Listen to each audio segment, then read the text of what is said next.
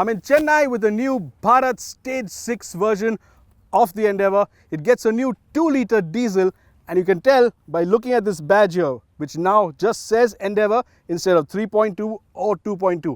And another way you can tell is by looking at this all-new LED headlight. Now the Panther, as it's called internally, displaces 2 litres and puts out 170 horsepower. To give it a bit of a leg up, it's got a new 10-speed automatic gearbox. What's it like to drive? Well, we have the car for the day.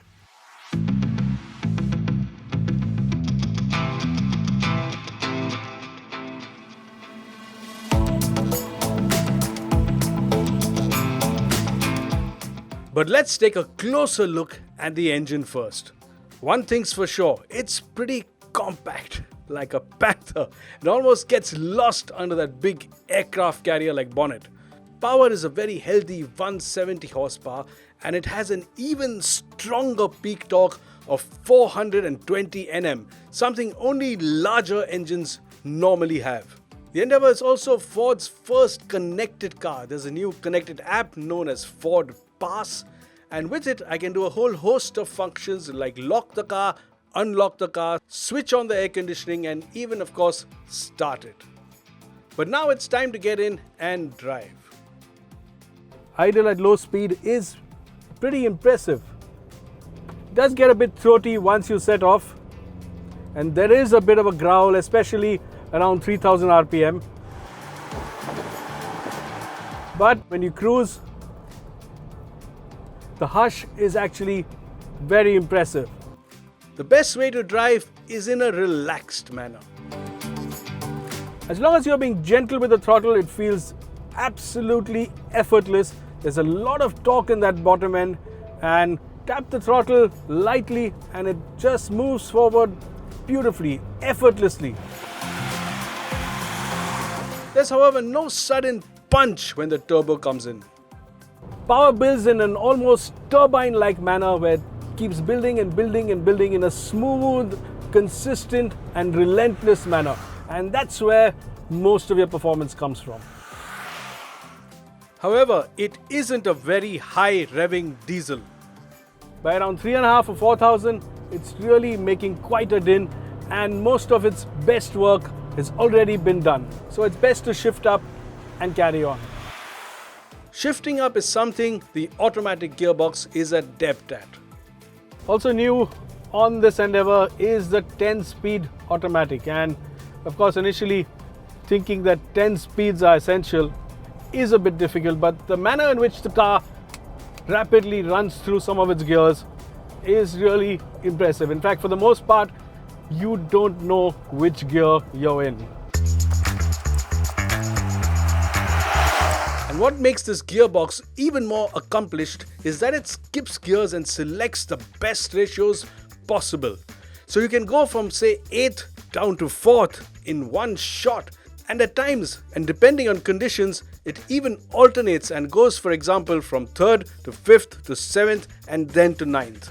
Of course, you can also take charge yourself. There is, however, a manual mode. You can put it in S, and then, although there are no paddle shifters on this version, you get this thumb control where you can go minus or plus. Ford has softened the suspension a bit, but the ND is still very poised and confident in corners. With its wonderfully weighted steering and super setup, the Endeavour is also a delight to drive. Yes, Ford has taken the edge off the handling. The steering isn't quite as sharp. It doesn't dive into corners like something the size of an EcoSport anymore. But stability, control, and the ability to carry speed into and out of corners is just fantastic. It drives like no other chassis SUV, and that is super. Now, the Endeavour always was a car that rode well, but there was always that hint of stiffness. That, however, has gone completely.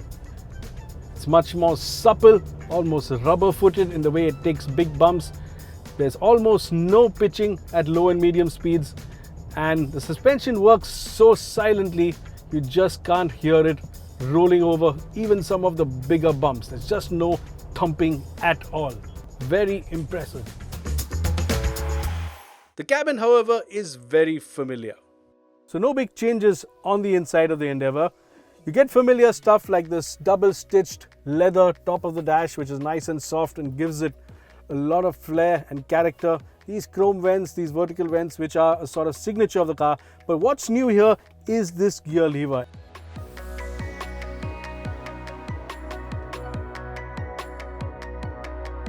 So as always, plenty of space and comfort in the back.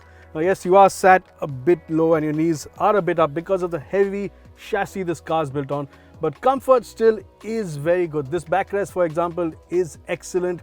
You can adjust it, you can adjust the angle, you can adjust leg room for your seat and the back seat by moving up and down like this, and you get this big panoramic sunroof which brightens up the cabin. And the other thing that really impresses is the overall quality of the cabin, especially these leather seats. They're soft, they're supportive, and they're beautifully built and give a real luxury feel. I also like this blacked out top part. The vents right here, they cool the cabin beautifully, and you get your own AC controls for the back seat here. There's a blower control, there's a mode control for where you want the air from the top part or the lower part, and you can even adjust the temperature. No USB here, but you do get a 12-volt socket which you can use to put in your own USB adapter.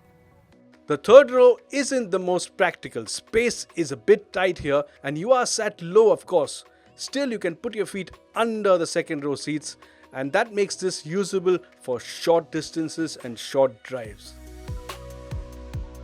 More refined and effortless to drive at low and medium speeds, more comfortable over bad roads, and almost certainly a good deal more efficient, Ford's new 2-litre Endeavour with a 10-speed automatic is a step up over the earlier one in many areas.